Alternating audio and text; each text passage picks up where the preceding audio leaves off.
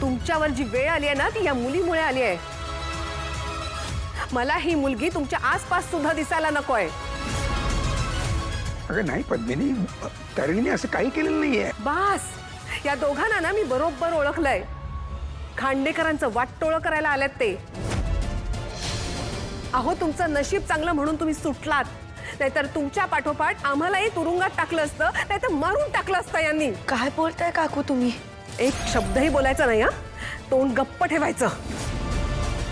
सगळं करून सवरून मग साळसूतपणाचा आवाणायचा काय? नाही नाही नाही पद्मिनी, जे काही घडलं ना त्यात तारिणीची काही चूक नाही। अगं तू कशाला काय एवढं सगळं झालं तरी अजून हिचाच पुळका आहे का तुम्हाला? युवराज, बाबांशी बोलतोयस तू, नीट बोल। आणि तारिणीने पोलिसांना सगळं खरं सांगून योग्य तेच केलंय, तर तिला दोष देण्याचं काहीच कारण नाहीये। कोणाला दोष द्यायचा मग? प्रॉब्लेम्स कधीपासून सुरू झाले? हे घरात आल्यापासूनच ना, मग दोष कोणाला द्यायचा? आणि मी काय म्हणतो, तुम्ही तिची एवढी बाजू घेताय, मला सांगा काय केलंय तिने आजपर्यंत या घरासाठी? काय केलंय तेवढं फक्त सांगा मला। काहीही केलं नाहीये तिने। बरोबर बोलतोय युवराज। काय केलंयस तू? काही केलं नाहीये ते आत्ताच त्यांच्यासाठी किंवा या घरासाठी। काय केलंयस तू? ते आत्ताच आलेत, तू चल ना अगं माझ्या। असं कसं तारिणी? कोणी आपली चूक दाखवून देतंय तर आपण पण समजून घ्यायला हवं ना। चुकली आहेस तू, काहीच नाही केलंस तू यांच्यासाठी। स्टेटमेंट देताना पोलिसांना तू सांगितलंस की तू खून करताना बघितलं नाहीयेस, ही चूक आहे तुझी।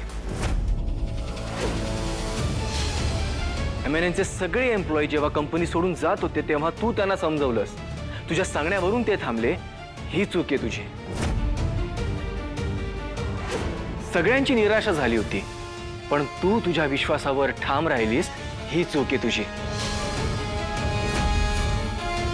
दयानंद खांडेकर निर्दोष आहे हे सगळ्यांना सांगत राहिलीस, रात्रंदिवस त्यांच्यासाठी प्रार्थना करत राहिलीस, उपाशी राहिलीस, सगळ्यांचे टोमणे सहन केलेस। या सगळ्या चुका आहेत तुझ्या।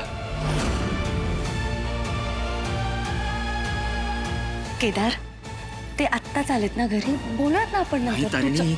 आणि तुझी सगळ्यात मोठी चूक काय माहितीये तुला? तू अशा लोकांसाठी चांगली आहेस ज्यांना त्याची किंमत नाहीये।